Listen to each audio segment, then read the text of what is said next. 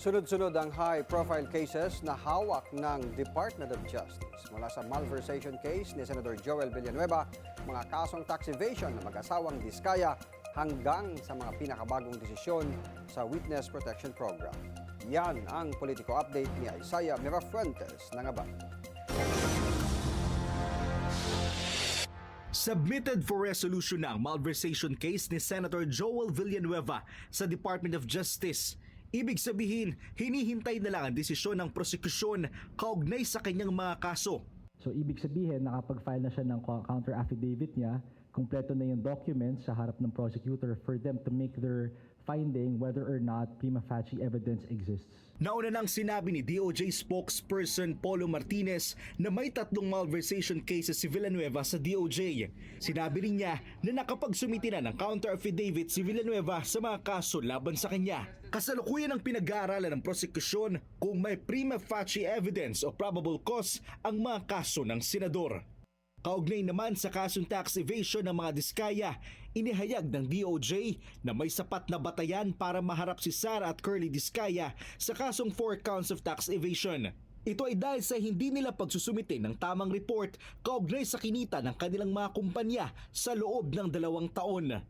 Na-file na sa Court of Tax Appeals ang kaso ni Sara Diskaya pero naudlot ang kay Curly Diskaya. Matapos niyang magsumite ng motion for reconsideration at kailangan pang magkomento ng BIR sa motion. Patungkol naman sa panghihikayat ng pamahalaan kay Zaldico na magbalik ng pera na kanyang ninakaw sa pondo ng bayan, sinabi ng DOJ na hindi pwedeng agaran siyang maging parte ng Witness Protection Program dahil lang sa restitusyon. Kung ikaw ay may remorse o pagsisisi doon sa ginagawa mo at gusto mo nang makatulong, that is something that can be considered. But it is not a precondition for one's admission into the program. First, we have to first evaluate kung ano man yung sasabihin niya, kung ito'y makakatulong ba dun sa kaso. Ngunit sinabi na rin ng DOJ na kabilang sa mga batayan para maisama sa Witness Protection Program ay dapat hindi most guilty ang testigo.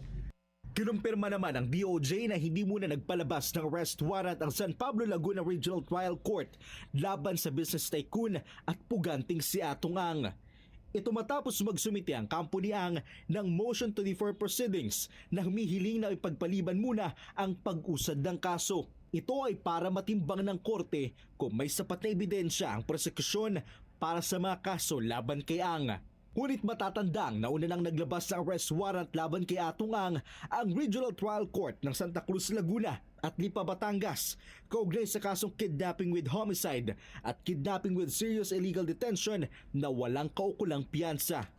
Naglabas naman na ng resolusyon ng Department of Justice kaugnay sa kasong cyber libel na isinampa ni Senator Risa Hontiveros laban sa testigong si Michael Maurilio o alias Rene. Tumestigo si Rene laban kay Hontiveros at sinabi niyang binayaran siya ng 1 milyon para maging testigo laban kay Pastor Apollo Kibuloy at idawit ito si former President Rodrigo Duterte.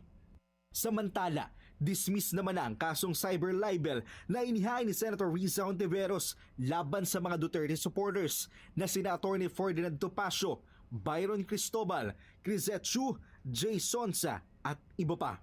Para sa Politico Nightly, Isaiah Mirafuentes, Abante.